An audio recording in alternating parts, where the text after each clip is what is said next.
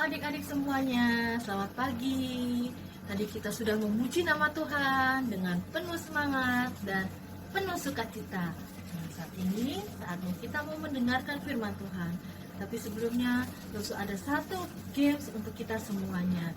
Mau main games? Oke. Lose kali ini dibantu oleh Audrey. Halo teman-teman. Nah, Audrey dan adik-adik di rumah kita mau main games nih ya. Caranya begini, nanti ikuti kata-kata Lose. Nah, kalau Lose ngomong utara berarti tangannya harus ke atas begini ya. Kalau Lose ngomong selatan harus begini. Nah, kalau timur tangannya dibentangkan begini. Kalau barat tangannya ke depan. Nah, oke ya, adik-adik di rumah bisa ya. Dicoba dulu ya.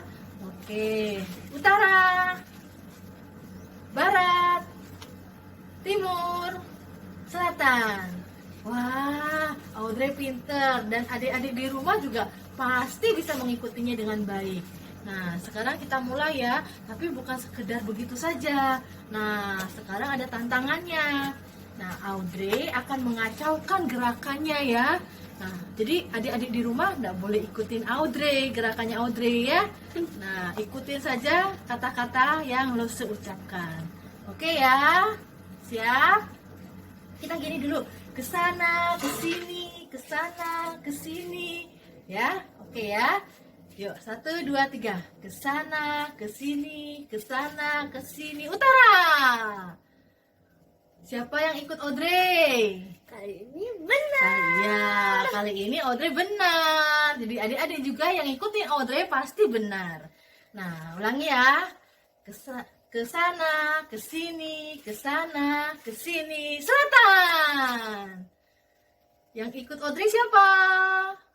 Kali ini yang ikut Audrey Tetot. Salah. Ulang ya, ke sana, ke sini, ke sana, ke sini. Barat. Yang ikut Audrey, benar tidak? Tetot. Oh, Tetot. Kalau barat bagaimana? Ke depan. Ulang lagi ya. Ke sana, ke sini, ke sana, ke sini. Timur. Ke sana, ke sini, ke sana, ke sini. Barat. Ke sana, ke sini, ke sana, ke sini. Utara. Yang ikut Audrey? Benar. Oke ya. Sekarang kita mau mendengarkan firman Tuhan. Tapi angkat dulu tangan kanan. Lalu tangan kirinya diangkat. Lalu tangannya digabungkan dan diturunkan. Lalu dilipat. Kita berdoa ya. Tuhan Yesus, terima kasih karena Engkau sungguh baik. Jikalau tadi kami sudah bersama-sama memuji dan memuliakan nama Tuhan, dan kami juga sudah bermain, saat ini kami mau mendengarkan firman-Mu.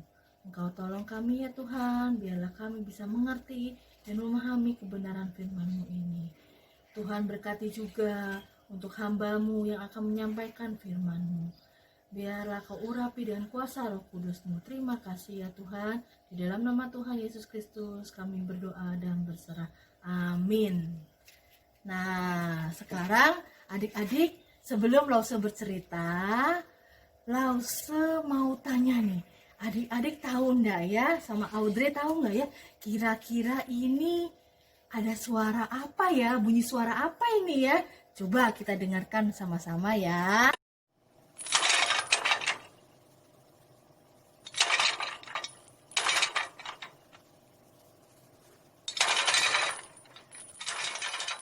Ada yang tahu suara apa itu?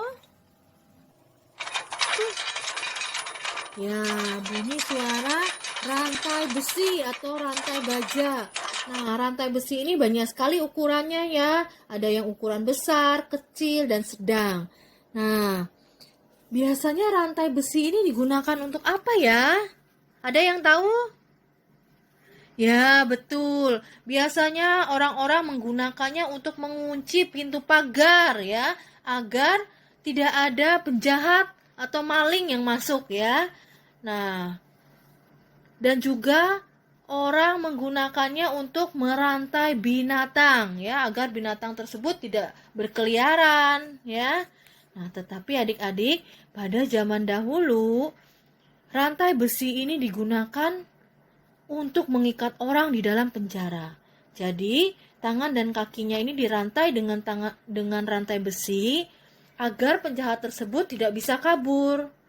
Nah, adik-adik, ada loh murid Tuhan Yesus yang pernah ditangkap, ditahan, dan dirantai tangan dan kakinya.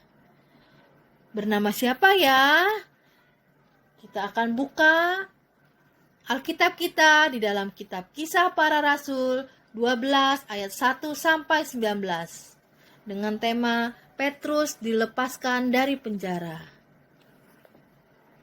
Nah, adik-adik bisa membacanya ya. Nah, adik-adik, jadi murid Tuhan Yesus yang pernah ditangkap dan dipenjara serta dirantai tangan dan kakinya itu bernama Petrus. Nah, kenapa ya Petrus ini ditangkap, dipenjara, dan dirantai tangan dan kakinya? Apakah Petrus ini seorang penjahat? Atau Petrus ini mencuri ayam kali ya? Tidak ya adik-adik ya. Petrus ditangkap dan dipenjara karena dia menceritakan tentang Tuhan Yesus. Pada saat itu ada raja yang bernama Raja Herodes. Dia sangat tidak suka kepada Petrus, sehingga dia memerintahkan prajurit-prajuritnya untuk menangkap Petrus. Setelah Petrus ditangkap, Petrus dimasukkan ke dalam penjara. Dan dia dijaga dengan super ketat adik-adik, yaitu dengan 16 tentara. Wah, banyak sekali ya. Selain itu juga tangan dan kakinya diikat dengan rantai besi. Nah, kalau seperti itu, apakah Petrus bisa kabur adik-adik? Tidak mungkin ya. Dijaga dengan ketat dan juga tangan dan kakinya diikat. Nah, adik-adik, tapi pada suatu malam, ketika semua prajurit itu sedang tertidur, dan juga Petrus juga tertidur, tiba-tiba datanglah seorang malaikat Tuhan. Dia menyentuh Petrus, dan malaikat itu membangunkan Petrus. Dia berkata kepada Petrus, "Bangunlah segera." Mendengar kata-kata itu, Petrus itu langsung bangun. Dia menjadi heran. Karena apa? Karena rantai yang mengikatnya itu sudah putus dan lepas. Kemudian malaikat itu berkata kepada Petrus, "Ikatlah pinggangmu dan kenakanlah sepatumu." Kemudian Petrus mengambil ikat pinggangnya dan mengikat pinggangnya dan juga mengenakan sepatunya. Lalu malaikat kembali berkata kepada Petrus, "Kenakanlah jubahmu dan ikutlah aku." Kemudian Petrus pun mengenakan jubahnya dan mengikuti malaikat tersebut pergi. Nah, adik-adik, malaikat itu membawa Petrus sampai ke pintu besi gerbang kota.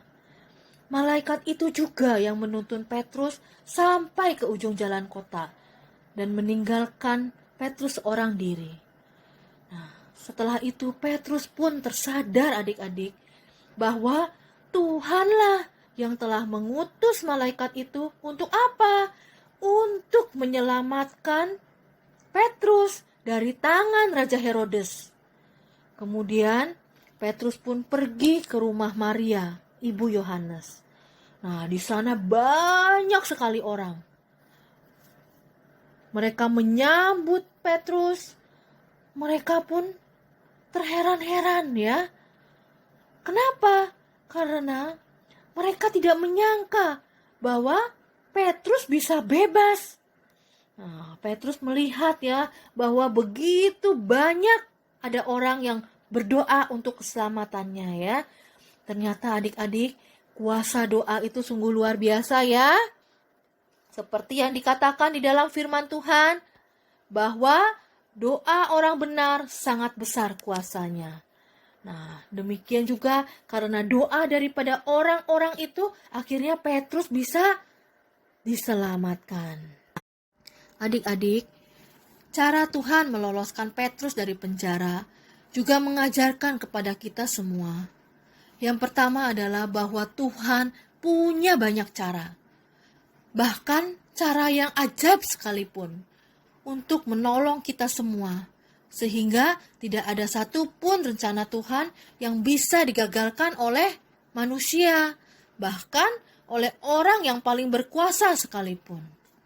Nah, yang kedua, kita bisa belajar bahwa berdoa itu merupakan bagian yang paling penting dari kehidupan umat Allah.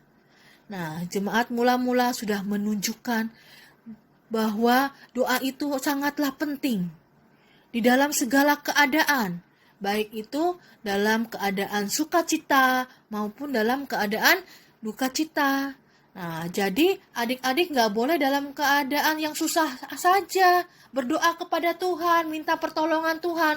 Tetapi ketika adik-adik dalam keadaan senang, adik-adik lupa meninggalkan Tuhan. Adik-adik tidak berdoa. Nggak boleh seperti itu ya. Jadi dalam keadaan susah maupun senang, kita harus selalu berdoa kepada Tuhan. Nah, yang ketiga kita belajar bahwa Tuhan itu berhak menentukan apa yang terjadi dalam diri kita. Karena itu, kita pun harus berserah kepada rancangan Tuhan di dalam segala doa dan pengharapan kita. Pasti Tuhan akan menjawab doa kita sesuai dengan rencananya. Nah, sebagaimana jemaat mula-mula itu sudah menyerahkan sepenuhnya kepada rancangan Tuhan, ya, apapun yang akan dialami oleh Petrus, dan akhirnya Tuhan menjawab doa daripada jemaat tersebut dan membebaskan Petrus dari penjara. Nah, adik-adik, demikianlah firman Tuhan kita pada hari ini. Biarlah adik-adik bisa melakukannya dalam kehidupan adik-adik. Nah, untuk ayat hafalan minggu depan, untuk kelas balita, terambil di dalam kitab Lukas 1 ayat 37. Sebab bagi Allah tidak ada yang mustahil. Sedangkan untuk ayat hafalan kelas kecil dan kelas besar, terambil di dalam kitab Matius 19 ayat 26. Yesus memandang mereka dan berkata, bagi manusia hal ini tidak mungkin, tetapi bagi Allah segala sesuatu mungkin. Nah, untuk aktivitas kita minggu ini, kelas balita akan membuat rantai seperti contoh gambar, dan untuk kelas kecil dan besar akan menjawab pertanyaan dan teka-teki maze yang sudah disediakan. Nah, setelah itu jangan lupa ya, kalian kumpulkan tugas kalian hari ini kepada guru kelas masing-masing.